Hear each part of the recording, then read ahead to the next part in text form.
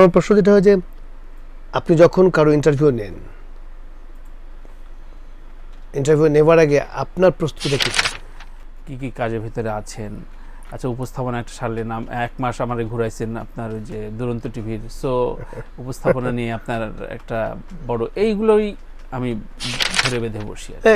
কখনো কি এমন মনে হয় যে যে মানুষটির সাথে 1 বছর আগে বা 2 বছর আগে কথা বলেছিলাম, এবারও কথা বলছি, আপনি কি কখনো এটা মাথায় রাখেন বা মনে রাখেন যে আগের কথাগুলোর সাথে তার এবারে কথা মিলে? এবারে আপনার কাছে কি আমার মানে থট কোথাও গিয়ে কোনো কনফ্লিক্ট করেছে কিনা? না, আপনি এখনো আগের মতো অতি বিনয় আছেন, এই অতি এখন আরো বিনয় হচ্ছে না, আমার যেমন আমি কিন্তু বিনয়ী না, কিন্তু খুব একটা আমারও কিন্তু না, আপনার রাগ দুঃখ মানে ক্ষোভ সেগুলো সবই আছে, কিন্তু আপনি মানে ট্রু আর্টিস্ট আর কি, মানে ট্রু আর্টিস্ট বলতে এই সময় আসলে খুব মানে আলাদা ভিন্ন গোত্রের।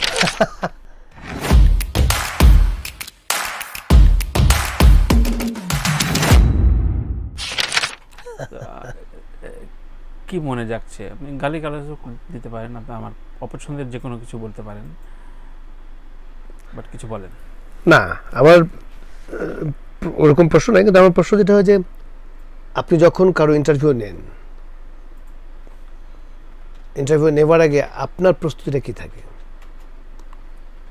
আমার বেসিক কোনো মানে রিটেন প্রস্তুতি থাকে না, কিন্তু আমি আপনার রিসেন্ট কিছু কাজ দেখি, এখন যেটা কাজ দেখি, আর আপনার মানে আপনার বলতে আর্টিস্টের সোশ্যাল মিডিয়া ফলো করি, মানে অ্যাটিটিউডটা আর কি, আপনি কোনভাবে আসলে এখন কোন মনস্তত্ত্ব নিয়ে আছেন, এটা আমার কাছে খুব জরুরি। কারণ আমি যেহেতু এই সময়টাই ধারণ করছি, 1.5 বছর আগে যখন আপনার সাথে বসছিলাম, তখনকার সাজু খাদেম আর এখনকার সাথে কিন্তু পাল্টেছে, মানে ব্যস্ততা, এই আপনার ওই জায়গাটা আমার একটু কাজে দেয়, যে আপনি যেমন ইউএসএ থেকে ঘুরে আসলেন, কি কি কাজের ভিতরে আছেন, আচ্ছা উপস্থাপনা একটা সারলেন, 1 মাস আমারে ঘুরাইছেন আপনার ওই যে দুরন্ত টিভির, সো উপস্থাপনা নিয়ে আপনার একটা বড় এইগুলোই আমি ধরে বেঁধে বসি আর কি।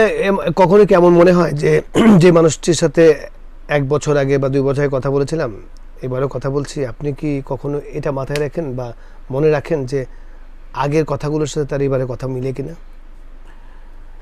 না, খুবই সংযতভাবে মনে রাখি না, কিন্তু কিছু কিছু বিষয় আমি নোট করে রাখি, যে আচ্ছা ওই থট প্রসেসটা চেঞ্জ হলো কিনা। এরকম হয়েছে আমার চঞ্চল ভাইয়ের সাথে, আমার 4 টাইমস আমরা এখানে বসছি, এবং একটা প্রসঙ্গ আছে, তো এটা আমি পরে মনে করাই দিই আবার, যে আপনি কিন্তু এটা, এবং না তখন এরকম ভাবছিলাম। সো এটা আমি কিছু কিছু বিষয় থাকে, এটা হয়ে যায়, একটু রাখি, হ্যাঁ রাখি, যে কারণ মানুষের তো পাল্টায়ও। মানে এই পর্যন্ত বোধহয় আপনার সাথে আজকেরটা সহ বোধহয় 3 বার বসছি আমরা। 3 বার, হ্যাঁ, রাতেরটা 2 বার। এই 3 বারে আপনার কাছে কি আমার মানে থট কোথাও গিয়ে কোনো কনফ্লিক্ট করেছে কিনা? না, আপনি এখনো আগের মতো অতি বিনয় আছেন, এই অতি এখন আরো বিনয় হচ্ছে। আমি কিন্তু মানে খুবই রাগ লাগে।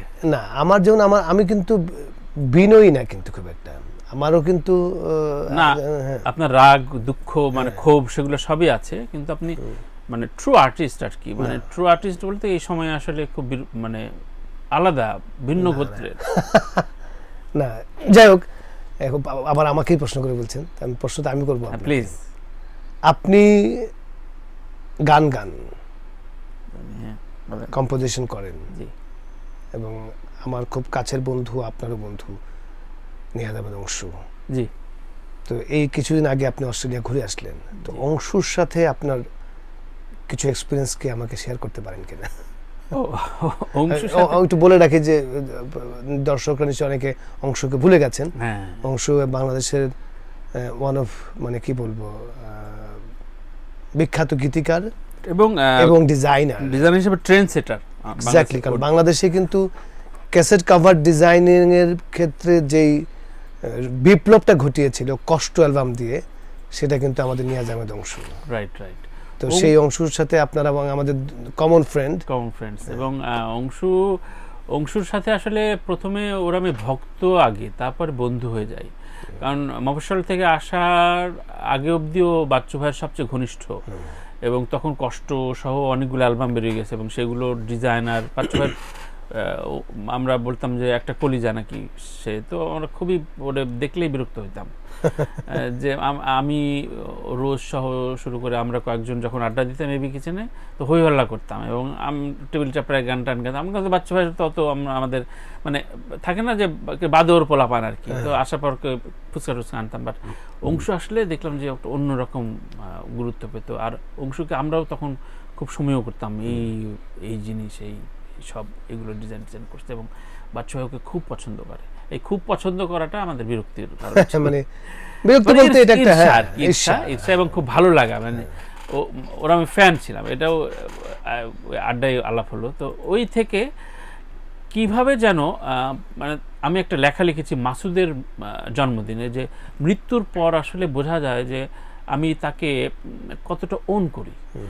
যেমন আমি বুঝি যে হুমায়ূন ফরিদীকে আপনি কতটা ওন করেন, হুমায়ূন ফরিদী চলে যাওয়ার পর আপনাকে যখন দেখি বুঝতে পারি, সেটা হয়তো কোনো একদিন লিখবো।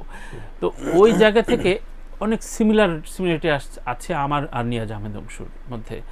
সেই জন্য হয়তো ভাবি, অর্থাৎ চন্দনা ভাবি বা এবি ফাউন্ডেশন, যে ওটার সাথে কিন্তু মানে গীতিকার হিসাবে আমি আর অংশুই জড়িত, আর অন্যান্য ব্যান্ড। কারণ থাকে না যে সোল ফিগার, যে আমরা কখনোই, আমি বাচ্চা ভাইয়ের সাথে মানে ঘন্টার পর ঘন্টা দিনের পর দিন এই জেলা ওই জেলা ঘুরছি, কিন্তু কোনোদিন মনে হয়নি যে আচ্ছা 1 মাস যে সময় কাটালাম 2টা গান বানাইনি। এই ফিকিরটা ছিল না। আজ এত বড় মানুষের সাথে ঘুরছি, এই তো আমার জীবনের অর্জন। কিন্তু এই 1-2 মাসের ভেতরে সম্পর্ক রেখে 2টা অ্যালবাম নিয়ে বেরো গেছে অনেকে। আমি বলি তারা অনেক বুদ্ধিমান, কারণ দিন শেষে তো একটা লেজেন্ডারি ফিগারের এতগুলো গান বেরিয়ে যাওয়া তো ওর ক্যারিয়ারের জন্য দাঁড়ি। কিন্তু আমার হাতে গোনা 14টা গান, কিন্তু আমার 140টা গান হওয়ার কথা ছিল আমার যে সম্পর্ক। তো ওই জায়গায় অংশুরও কিন্তু তাই, অংশু জোর করে বাচ্চা ভাই গান নিতে, এবং অংশু তো ফাইনেস্ট গীতিকার। তো ওই জায়গা থেকে অনেক দিন পর আমাদের মূলত মেলবোর্নে আড্ডাটাই হলো, ওর একটা বাসার পাশে একটা কফি শপে আছে, আমরা বিকেলবেলা চলে যাই এবং সারাক্ষণ আমি একটা টি শার্ট নিয়ে গেছিলাম যে অংশের সাথে আড্ডা দেওয়ার সময় ওইটা পরে থাকবো। খুবই নস্টালজিক। আমার মনে আছে যে অংশ যখন প্রথম মানে সে যখন প্রেম করছে, তো তাকে দেখে আমরা বললাম যে মেয়ে কি দুঃখ বুঝে, কারণ ওই গানটা তো খুব হিট ছিল। এবং সন্ধ্যা হলে তো কাকুন তো খুব দারুণ গান করে, সেও তো দারুণ। তা আমি আতিক, তারপরে সাইদ আলী ছোট ভাই হাসান, ও গেল, আমরা রাত ভর বললাম যে তোমাদের দুজনে গান শুনবো। তো তখন আমি দেখলাম, আমি ফেসবুকে দেখলাম যে গাইলো, ও এবং ওর বউ গান গাচ্ছে, এবং ব্যাপারটা খুব, কারণ আমিও যখন মেলবোর্নে গিয়েছিলাম তখন অংশ দারুণ সময় দিয়েছিল। কারণ আমাদের তো আসলে তো এটা আপনি যখন গেলেন তখন আমার মনে হচ্ছিল যে এবার যদি আমি ইউএসএ না এসে অস্ট্রেলিয়া যেতে পারতাম, খুব ইন্টারেস্টিং। ওকে, নাইস। আপনিও তো একদম, মানে আমি যদি বলি যে আপনার ফ্যামিলিও তো একটা মানে কি বলবো বান্ডেল অফ আর্ট। ভাবি দুর্দান্ত গান গায়, আপনিও বড় আর্টিস্ট, আপনি কম্পোজ করেন। তো আপনারা যখন নিজেদের মধ্যে আড্ডা মারেন, বাচ্চা, ভাবি, আপনি, তখন তো আপনারা মানে মোটামুটি, বিশেষ করে আপনারা তো সাভারে আপনারা যে মাঝে মাঝে যে ছবি দেখান বাড়ির, অনেকবারে যাওয়ার প্ল্যান করছিলাম, এই শীতে হবে। হ্যাঁ, এই শীতে হবে। তো সেইখানে তো মানে সুরের মূর্ছনায় ভাসে, তাই না? সুরের মূর্ছনায় ভাষা বলতে আমি খুব শ্রোতা হিসাবে খুব দারুণ, কিন্তু তো আমি অলমোস্ট ধরেন যে সন্ধ্যা হয়ে গেলে বা আমার আর আমার ছেলের একটা প্লেলিস্ট থাকে। আচ্ছা, আমার ছেলে বলে ওইটা গাও, আমি বলি ওইটা গাও, এবং গাইতে থাকে। তো শ্রোতা হিসেবে থাকি, কারণ ও আসলে ভালো গায়। আপনি কত সৌভাগ্যবান না, মানে আমাদেরকে তো অনেক আয়োজন করে গান শুনতে হয়, আপনি সেটা সেদিন সমীয়াপাও বললো যে সমীয়াপার যে কোনো প্রোগ্রামে অনিমাকে লাগবে। আমার সাথে বেশ কয়েকবার সমীয়াপার বাসায়, রাইট। তো আমি বললো তুই আসিস না কেন? আমি শুনি তো না, তুই কত বড় লাকি, তুই তো জানিস না। আসলেই তো কি অসাধারণ।